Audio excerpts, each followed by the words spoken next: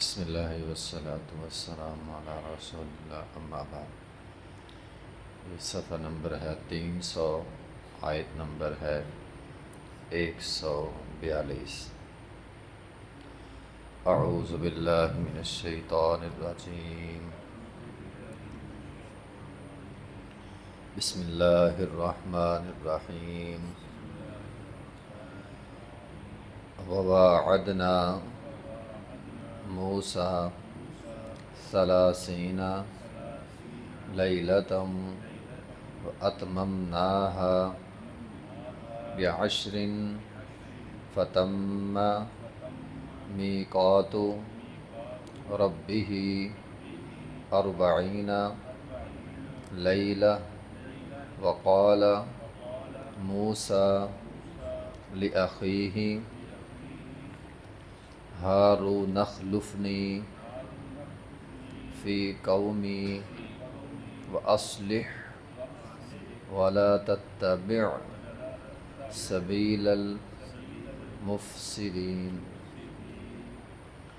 وواعدنا، اور ہم نے وعدہ کیا موسیٰ علیہ السلام سے 30 لیلہ 30 راتوں کا، واتممناها، اور ہم نے اس وعدے کو پورا کیا ب10 مزید 10 راتوں کے ساتھ۔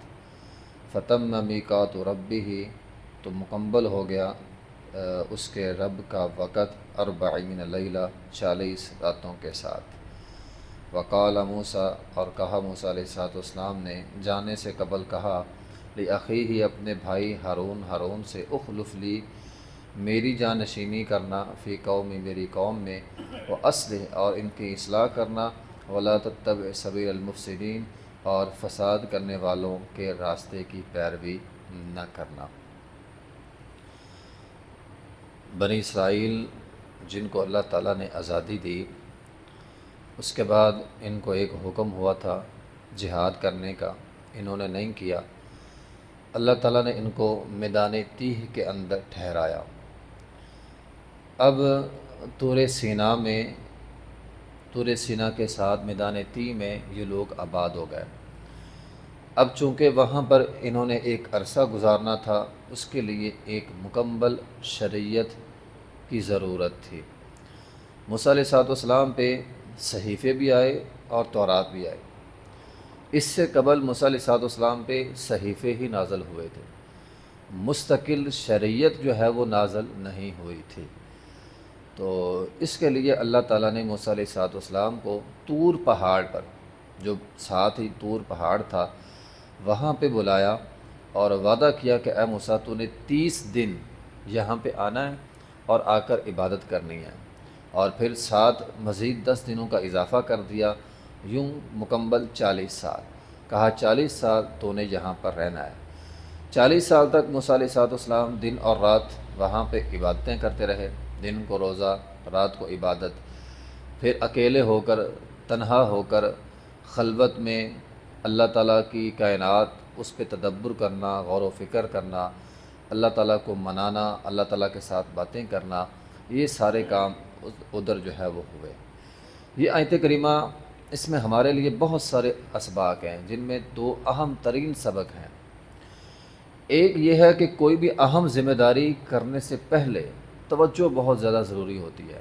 اب چونکہ اللہ تعالیٰ نے ان کو نبوت دینی تھی، ایک اہم ذمہ داری دینی تھی، تو نبوت تو تھی، تورات دینی تھی، ایک اہم کتاب دینی تھی۔ اس کے لیے موسیٰ علیہ السلام کو طور پہ بلا کے توجہ اللہ تعالیٰ کی ذات کی طرف، کائنات کے تدبر کی طرف توجہ ضروری ہے۔ اسی طرح نبی علیہ السلام کو بھی جب اللہ تعالیٰ نے نبوت عطا کرنی تھی، اہم ذمہ داری عطا کرنی تھی، آپ غار حرا میں جاتے تھے، 3 سال تک آپ جاتے رہے غار حرا میں۔ اب کیا تھا کہ نبی علیہ السلام کے سامنے شرک ہوتا تھا۔ اب آپ کے سامنے کوئی خاص راستہ تو تھا نہیں جس کے اوپر آپ چلے اور آپ کے دل کو سکون ہو۔ آپ اپنے دل کے سکون کے لیے غار حرا پہ چلے جاتے، وہاں پہ جا کے اللہ تعالیٰ کو پکارتے تھے، تنہائی میں اللہ تعالیٰ کے ساتھ باتیں کرتے تھے اور کائنات پہ تدبر کرتے تھے۔ آپ کی بیوی بعض اوقات آپ کے ساتھ چلے جاتی تھی، بعض اوقات کھانا جو ہے وہ ساتھ لے جاتی تھی۔ تو پھر اللہ تعالیٰ نے 3 سال نبی علیہ الصلوۃ والسلام جب غار حرا میں رہے، آ بھی جاتے تھے واپس مکہ میں، پھر غار حرا چلے گئے، پھر آگے، پھر چلے گئے، اس طرح سلسلہ چلتا رہا، تو بالآخر اللہ تعالیٰ نے نبی علیہ الصلوۃ والسلام کو نبوت عطا کی۔ تو اس میں ہمارے لیے سبق ہے کہ اہم کام سے پہلے تدبر، فوکس ضروری ہوتا ہے۔ یہ اسی سے یہ سارا تعلیمی نظام بھی نکلا ہے۔ کلاس روم ہوتے ہیں، اب ایک بندے نے پڑھنا ہے گھر میں بیٹھ کے پڑھے گا، کئی اور کام ذہن میں آ جاتے ہیں، لیکن کلاس روم ہوتی ہے، موبائل بند ہے، سب کی توجہ جو ہے وہ پڑھائی کی طرف ہوتی ہے، ٹھیک ہے۔ تو اسی طرح ہمارے لیے اب جو حکم ہے، چونکہ ہماری شریعت نازل ہو چکی ہے، تو کوئی بھی اہم کام ہو اس کے لیے تہجد کا وقت ضروری ہے۔ تہجد وقت میں تنہائی ہوتی ہے، اور تنہائی میں آپ کائنات پہ غور و فکر کرے، اور پھر اللہ تعالیٰ آپ کی تنہائی کی باتیں سننے کے لیے آسمان دنیا پہ آتا ہے۔ تو یہ ہماری شریعت نے ہمیں حکم دیا ہے کہ کوئی اہم ذمہ داری آپ نے ادا کرنی ہے، آپ اس سے پہلے تہجد پڑھیں، اللہ تعالیٰ کے ساتھ باتیں کریں، اللہ تعالیٰ کو پکاریں، اللہ تعالیٰ آپ کی پکار سننے کے لیے آسمان دنیا پہ آتا ہے، تو پھر اللہ تعالیٰ آپ کو وہ اہم فریضہ جو ہے وہ عطا کرے گا۔ ایک بات تو یہ ہوگی کہ کسی بھی اہم کام سے پہلے اللہ تعالیٰ کے ساتھ تعلق مضبوط کرنا یہ ضروری ہوتا ہے۔ دوسرا، موسیٰ علیہ السلام کی اپنے بھائی کو نصیحت۔ اب کیا کیا نصیحتیں کی؟ قال موسیٰ لأخیہ، کہا موسیٰ علیہ السلام نے اپنے بھائی ہارون سے، یہ ہارون وہی بھائی ہیں جن کو موسیٰ علیہ السلام کی دعا سے پیغمبر بنایا گیا تھا، اخلفنی فی قومی، اب حکم یہ ہوا کہ تو نے میرے بعد، میں نے 40 دن نہیں ہونا، جانشینی کرنی ہے۔ اب جانشینی کا حکم دیا، اس میں ہمارے لیے سبق ہے کہ ایک بندہ ہے، کسی اہم ذمہ داری پہ ہے، اس نے جانا ہے تو وہ اپنا ایک جانشین مقرر کر کے جائے، اپنا ایک نائب مقرر کر کے جائے۔ اچھا، اس میں پھر ایک اور بات ہوتی ہے، ایک ہوتا ہے نائب مقرر کرنا، تو نائب کا مطلب نائب ہوتا ہے، ہمارے یہاں تو اللہ معاف کرے، اگر پہلی بات کوئی ایسا کرتا ہی نہیں، نائب مقرر نہیں کرتا، بس چلے گئے، پیچھے سے ذمہ داری خراب ہوتی رہے، کوئی نائب مقرر کرتا نہیں، اگر کرتے تو وہ نائب ہی قبضہ کر جاتا ہے۔ تو نصیحت کی، فرمایا تو نائب ہے، اخلفنی، میرا نائب ہے، میری جگہ پر نہیں ہے، چند دن کے لیے، قبضہ نہیں ہونا۔ ہمارے یہاں لوگ قبضہ کر لیتے ہیں، ٹھیک ہو گیا۔ تو یہ دونوں طرف، یہ اخلاقیات سے گری ہوئی حرکت ہے، نائب مقرر نہ کرنا یہ بھی اخلاقیات سے گری ہوئی حرکت ہے، اور اگر کسی کو جانشین مقرر کر دیا، نائب مقرر کر دیا، وہ اس کی جگہ پہ قبضہ کر لیتے ہیں۔ یہ ڈیوٹیوں پہ ہوتا ہی ایسے ہے، بندہ کسی کو اپنی جگہ دے جائے، واپسی نہیں ملتی پھر۔ تو یہ دونوں حرکتیں اخلاقیات سے گری ہوئی ہیں۔ تو ایک تو نصیحت کی، تو میرا نائب ہے، ٹھیک ہے، جب تک میں نہیں ہوں تب تک تو ہے، جب میں آ جاؤں گا تو پھر میں اپنی سیٹ واپس سنبھال لوں گا، نائب ہے۔ اخلفنی، میرا نائب ہے، میرا جانشین ہے، فی قومی، میری قوم میں۔ تو اصلی ان کی اب اصلاح کرنی ہے، میرا نائب بننے کے بعد کرنا کیا ہے؟ ان کی اصلاح کرنی ہے۔